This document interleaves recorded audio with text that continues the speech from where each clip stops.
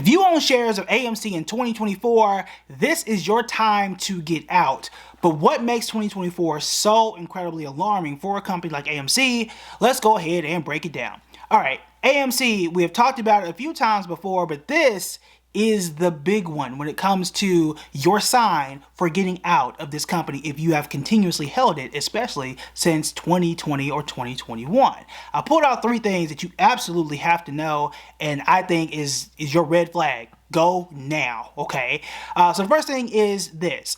In February 2024, that was the lowest box office number that we have seen since September of 1997. Okay, that is excluding the pandemic because obviously theaters were closed, everything was closed, so we didn't go outside. So when you take those out, this is the worst box office number we have seen, again, since 1997, September of 1997. We are already starting on a historic low in terms of people going to the movies.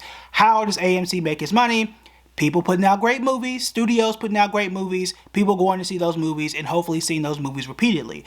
Well, we're 2 months in, 3 months in now, but so far it ain't been good. And the only movie that you can probably think of that came out that was of any note was Dune 2. And that has been breaking even-ish so far. But things get a bit worse once you start to think about what happened last year. Remember, last year was the Hollywood strike. Both the writers and the actors, and it felt like everybody in between, did a major strike which lasted 4 months. What does this have to do with AMC? This pushes back the calendar, meaning a lot of movies that were supposed to come out this year, like the sequel to Spider-Man Into the Spider-Verse, that ain't coming out this year anymore. And we don't know when that movie is coming out. It could be pushed back to 2025 or even early 2026 because they weren't able to work on it in the time they were supposed to. That means that this year in 2024, the movie slate is going to be very, very thin.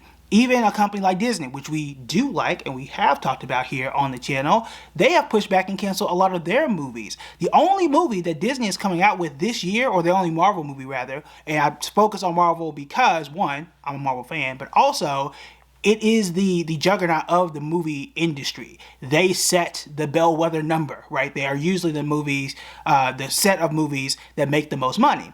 Well, they only have 1 movie coming out this year. They used to have 2 to 3 movies a year. So you only have 1 opportunity to have a major blockbuster superhero movie in the Deadpool and Wolverine movie. You have probably 1 major kid movie that brings a lot of people. Last year, for example, Mario was the $1 billion movie that attracted a ton of kids. I went, my son went, my wife went. That's 3 different tickets, right?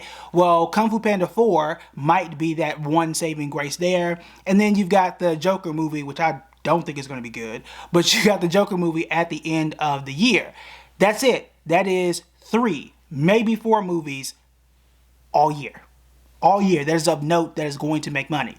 Are there some good independent films and some good quality movies that are going to be sprinkled in there that might win an Oscar? Yeah, absolutely. For example, Killers of the Flower Moon was an amazing movie. Did it make any money? No, it didn't. It was Barbie, Oppenheimer, and Mario.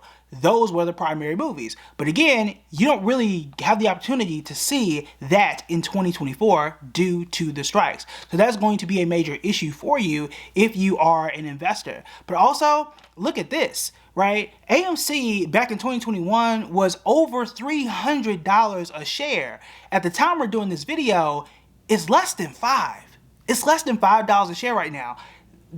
Time to get out was honestly 3 years ago, and we did videos about that too. But this is not the time for you to believe in a stock where you know the runway is not going to do well in 2024, and we still don't even know what's going to happen in 2025. But if you already lost close to 90% in the last year, there might not be much of a stock left to wait for in 2025. And that's really the conundrum that you're in. But there's also one other reason that I would be very concerned and consider changing investments and really taking a hard look at your portfolio. Before we do that though, don't forget I am hosting a workshop on how you can start to invest and build your first 6-figure investing plan. I'll show you everything you need to know about the stock market, how to start, how to protect yourself when the market goes down, and how to find good quality stocks. The link is on the screen. It's totally free. Make sure you sign up. All right. So the other thing is this when it comes to AMC. AMC was a meme stock. Whether you want to believe that or not, by definition, a meme stock it's a joke. It's something that we're just in on, and people pumped it up. It did what it did at that historic time in 2021. People made a movie about it. And that's it. The joke is over. The show is over. The season will not be renewed. And I don't think it makes sense to continuously buy a company that that you fundamentally know is not likely to do well this year or in any year, I would argue. The reason why I say that is because of this. The situation, the world, the context has changed when it comes to the movies. That's because what used to be an exclusive, I have to go and see this in the theater because I can't see it anywhere else until it comes out on DVD or until it comes out on Netflix or something like that. That's not the case anymore. Some movies are coming out direct to streaming within 6 weeks. Some are coming out the exact same day. And there is a segment of the population that's going to sit down and say, look, it's easier for my schedule. It is cheaper for me to sit back and wait instead of taking the entire family, paying for 4 tickets, paying for popcorn, and sitting in the theater, a sticky theater for 2 hours or 3 hours if you're watching, some of these movies nowadays, like Oppenheimer or something like that. You don't have to do that anymore. You can just wait a shorter amount of time, wait for it to come out on streaming, and just do that. You have competition now for AMC that you did not have, and this is theaters across the board, that you didn't have 4, 5, 6 years ago. The game has changed. Even if it is 10% or 15% of the population that will never go into a theater like they used to before, hey, that's going to be quite significant for a company like AMC, especially when you're starting at the baseline that we are now.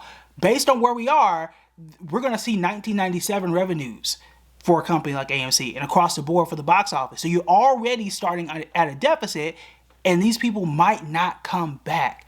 I'm not here to tell you that AMC is going to go bankrupt. I'm not here to tell you that there couldn't be a bounce in AMC, right? There could be an opportunity where AMC at $5 jumps 50%.